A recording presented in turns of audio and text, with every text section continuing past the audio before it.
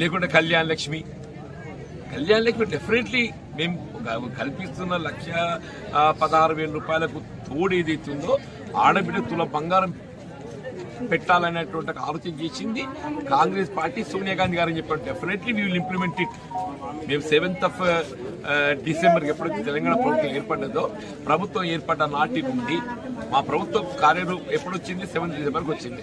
7th December ఫిబ్రవరి పెళ్లిళ్ళు అయితే ఎవరు అప్లై చేసుకుంటారో వాళ్ళకి వివాహ ఆర్థిక సహాయం అనేది ఈ 1,00,000 తులతో పాటు తుల బంగారం కూడా సమకూర్చవుతుంది. వీళ్ళ పంపిణీ చేసే చెక్కులు ఏదైతుందో ఈ సంవత్సరం కిందటి పంపిణీ చేస్తుంది. ఇవాళ ఈ 6 మాసాల సంవత్సరం కాలం నిలిపివేసి ఇంతకాలం బడ్జెట్ ఏదైనా కొరతతో నిలిపివేసి ఇప్పుడు పంపిణీ చేస్తుంది. ఇప్పటి ప్రేయర్ టు కాంగ్రెస్ ప్రభుత్వం ఏర్పడే ముందడి ఇవి మేము తప్పకుండా తులం బంగారంతో పాటు మేము అమలు చేస్తామని చెప్పంటున్నాం. విద్యార్థులకు సంబంధించినటువంటి ఒక ఆర్థిక సదుపాయం ఏదైతే 5 లక్షల రూపాయల వరకు ఆర్థిక సదుపాయం కల్పించబడుతుందో దాన్ని కూడా కార్యరూపం అది చేస్తాం. ఇప్పుడు ఎడ్యుకేషన్ అకాడమిక్ ఇయర్ మనకు స్టార్ట్ అయిపోయింది మేలో. ఈ లోపల ఏదైతే ఉందో దాన్ని